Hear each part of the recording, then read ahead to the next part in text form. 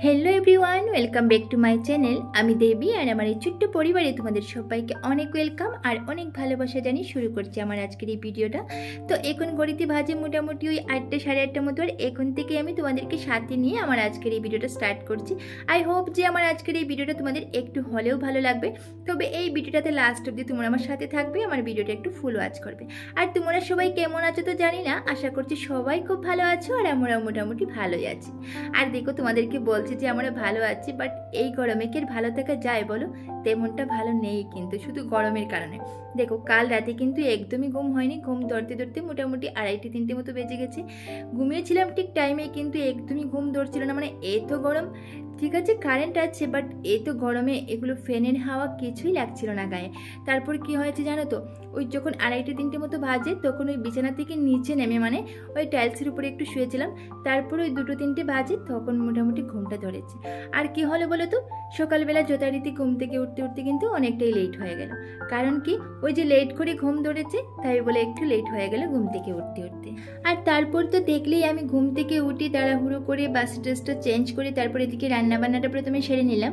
আর জানো তো আমি যখন ঘুম থেকে উঠে মানে একটু তাড়াতাড়ি যদি উঠে যাই তখন কিন্তু ওকে ডাকি না, কেন জানো তো, ওর কিন্তু অনেকটাই পরিশ্রম হয়। এমনিতে তো ডিউটি আছেই, তার উপর আবার এতটা দূর বাইক নিয়ে যাওয়া আসা করে অনেকটাই পরিশ্রম হয় বলতে পারো। তাই যখন আমি উঠি তখন ওকে কিন্তু ডাকি না, এদিকে উঠি আমার সমস্ত কাজকর্ম সেরে রান্নাবান্না সেরে তারপর ওকে ডাকি। ও তখন ঘুম থেকে উঠে ব্রাশ টাশ করবে, স্নান করবে, করে খাওয়া দাওয়া করে তারপর ডিউটি চলে যায়। তো দেখলে খাওয়া দাওয়া শেষ করে ও ডিউটি চলে যাচ্ছে, আমি ওকে একটু রাস্তা পর্যন্ত মানে যখন ও ডিউটি যায় আর কি তখন একটু রাস্তা পর্যন্ত ওকে এগিয়ে দিয়ে আসি। মানে রাস্তা বলতে একটু গেট পর্যন্ত যাই আর কি। তবে আজ আর গেট পর্যন্ত যাইনি, আমি ওই বারান্দার সামনে একটু দাঁড়িয়েছিলাম। ওকে বলেছিলাম যে তুমি গেটটা বন্ধ করে তারপর চলে যাও। আর তারপর দেখো রুমে এসে এবার বিছানাটা একটু গুছিয়ে নিচ্ছি। কারণ হচ্ছে কি বলতো, ওই যে ও ঘুম থেকে উঠতে লেট করেছে, ও একটু লেটেই উঠে তোমাদের বলেছিলাম। তো ও উঠে খাওয়া দাওয়া করে চলে গেল, আর এবার আমি একটু ফ্রি হয়ে তারপর ওই বিছানাটা একটু গুছিয়ে নিলাম। আর একটা জিনিস দেখবে তোমরা, যদি বিছানাটা গুছানো না থাকে আর নিজের বেডরুমটা একটু এলোমেলো থাকে তাহলে কেমন যেন একটা লাগে। আমার মনে হয় ঘুম থেকে উঠে প্রথমেই যদি বিছানাটা একটু ঠিকঠাক করে একটু গুছিয়ে নিই আর বেডরুমটা একটু মানে ঠিকঠাক করে নিলে পরে কি হয় জানো তো, মানে নিজের মনটা একটা আলাদা যেন কীরকম একটা মানে ভালো লাগে আর কি বলতে পারো। আর সব কিছু অগুছালো থাকলে না আমার কি হয় জানো তো, মানে আমার মাথাটাই নষ্ট হয়ে যায়, কখন যে সব কিছু ঠিকঠাক করে সব কিছু মানে সেটিং করে রাখবো আর কি সেটাই।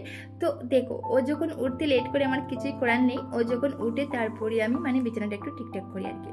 আর শেষে দেখো এখানে বাথরুমে এসে কিছু কাপড় কেচে দিচ্ছি। কিছু কাপড় বলতে দেখো ও যখন বাথরুমে ঢুকে স্নান করবে কখনোই নিজের কাপড়টা ধরে না, এটা খুব কম বলতে পারো, হঠাৎ হঠাৎ আমাকেও সাহায্য করে মানে কাপড় এগুলা কাচতে আর কি বলতে পারো।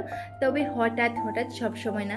দেখো কাল রাতে স্নান করে একটা গামছা এখানে রেখে গেছিল, আজ সকালবেলা ঘুম থেকে উঠে স্নান করে আরেকটা গামছা আমার জন্য রেখে গেছে, এদিকে আমার একটা বাসি নাইটি। তো সব কিছু মিলিয়ে এগুলো একটু কেচে দিলাম আর কি। তো ও এরকমই করে বেশিরভাগ ক্ষেত্রে স্নান টান করে আর কাপড়গুলো বাথরুমেই রেখে আসে আমার জন্য, মানে আমি আছি তো আমি ধুয়ে দেবো আর কি এরকম। তো হঠাৎ হঠাৎ কখনো কখনো আমাকে একটু হেল্প করে, বাট সব সময় না। তবে দেখো এই যে গামছাগুলো রেখেছিল কালকের একটা আজকের একটা আর আমার বাসি নাইটি ছিল, তো ওগুলো সব কেচে এবার রোদ্রে দিয়ে আসলাম। তারপর রুমে এসে ওই কড়াইটা একটু ভালো করে মেজে নিলাম, মানে একটু বালু দিয়ে তারপর ভিমবার দিয়ে একটু ভালো করে মেজে নিলাম আর কি। দেখবে আমরা সবসময় তেল দিয়ে রান্না করতে করতে কি হয়, মানে কড়াইয়ের যে ভিতরটা একটু ইয়েলো ইয়েলো কালার হয়ে যায়, একটু তেল তেলে হয়ে যায়, তখন দেখতে কি হয় ভালো লাগে না। কড়াইটা যত পরিষ্কার দেখবে সাদা দেখবে তখন কিন্তু খুব ভালো লাগে। আর তারপর দেখলে কয়েকটি কন্টেইনার, মানে এগুলো আমি একটা সেট নিয়েছিলাম আর কি বিশাল থেকে, 4টে না 5টার মতো একটা সেট নিয়েছিলাম। আর এগুলোতে জানো তো ফ্রিজে যে কোনো কিছু স্টোর করে রাখতে এই কন্টেইনারগুলো বেশ কাজে লাগে আর কি। তো তাই এগুলোকে পরিষ্কার করে আমি এক জায়গায় রেখে দিলাম, মানে একটার ভিতরে আরেকটা ঢুকিয়ে তারপর ওই একটা জায়গায় রেখে দিলাম। তখন কি হয় বলো তো, জিনিসগুলোও এলোমেলো থাকবে না আর অল্প জায়গায় তুমি অনেকটা জিনিস রাখতে পারবে। তারপর আমি এদিকে একটু রান্না বসেছিলাম, আর রান্না করতে করতে বাইরে গেলাম, গিয়ে দেখলাম বাপরে রৌদ্রের যে তেজ। তখন ভাবলাম যে না আরও একটু তো কাপড় কেচে দেওয়া যাবে। আর আমি যখনই রৌদ্রটা দেখি না, রৌদ্র যখন খুব তেজ থাকে, খুব বেশি রৌদ্র উঠে, তখন কী হয় জানো তো, আমার কেমন যেন একটা কাপড় কেচে দেওয়ার মতো এরকম একটা মনে হয় আর কি, যে না কাপড়গুলো কেচে দিলে কিন্তু খুব মানে সুন্দরভাবে শুকাবে আর কি। তো যখন রৌদ্রটা দেখলাম ভাবলাম না আরও কিছু কাপড় কেচে দিই। তো ওর জিন্স তারপর শার্ট আরও কিছু কাপড় ছিল আর কি, ওগুলো একটু কেচে দিলাম। আর ওই সকালবেলা যে গামছাগুলো দিয়েছিলাম রৌদ্রে, তো ওগুলো নিয়ে আসলাম আর কি, একটু শুকানোর পরে নিয়ে আসলাম, কারণ যা রৌদ্রের তেজ কাপড়গুলো একদমই চলে যাবে। এদিকে কথা বলতে বলতে রান্নাবান্না শেষ, ছিল ঘরে একটা কাঁঠাল, তো ভাবলাম কাঁঠালটা একটু মানে রেডি করে রেখে দিই, বিকেলবেলা খাবো। যে রৌদ্র এখন তো কোনোভাবেই খেতে পারবো না, তো ওটা একটু রেডি করে রেখে দিলাম আর কি, বিকেলবেলা খাবো। ওটা রেডি করে আমি ফ্রিজে রেখে দিয়েছিলাম আর কি। আর দেখো এটা একটু শক্ত শক্ত কাঁঠাল, খেতে কিন্তু খুবই ভালো লাগে। নরম কাঁঠালগুলো কিন্তু আবার তেমনটা ভালো লাগে না। আমি তো মোটামুটি খাই, আমার হাজব্যান্ড কিন্তু নরম কাঁঠালটা একদম ভালোবাসে না, শক্তটা খুবই ভালোবাসে। তো এটা কি করলাম, আমি এটা মানে রেডি করে ফ্রিজে রেখে দিলাম, ও যখন আসবে রাত্রে তখন একসাথে খাবো।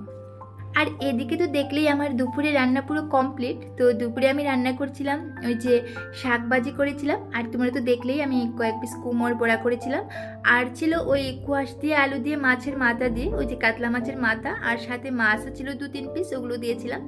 আর তোমরা সবসময় আমার সবজির কালারটা সাদা দেখতে পাবে, কারণ হচ্ছে বেশিরভাগ ক্ষেত্রেই আমি ওই কাঁচা লঙ্কা চিড়ে রান্না করি। আর পনির আলুতে কিন্তু আমি ওই কাঁচা লঙ্কাটা দেইনি বলে কালারটা একটু সুন্দর দেখতে পাচ্ছ। এখানে পনির আলুর একটা সবজি বানিয়েছিলাম। তো সব কিছু রান্না করে সবার জন্য মোটামুটি খাওয়াটা রেডি করে আমিও খেতে বসে গেলাম। তারপর এদিকে আমি খেতে বসে খুব হাসছিলাম, কেন বলো তো? কারণ হচ্ছে আমি যে অন ক্যামেরায় খাচ্ছিলাম ওরা কিন্তু আসবে না, তো ভাবলাম না ক্যামেরাটা অফ করেই দিই, তারপর অফ করেই আমরা সবাই মিলে খেয়ে নিলাম আর কি। আর এদিকে খাওয়া দাওয়া শেষ করে একটা আনারস কেটে সবাই মিলে খেয়েছিলাম। আর তারপর এদিকে তোমাদেরকে দেখাচ্ছিলাম যে আমার গানের যে ডায়েরিটা এটা একটু ছিঁড়ে গিয়েছিল, তো ওটাতে একটু ফেভিকুইক লাগিয়ে নিয়েছিলাম। তো বন্ধুরা, আমার আজকের ভিডিওটা ছিল এই পর্যন্তই। কেমন লাগলো ভিডিওটা অবশ্যই জানাবে।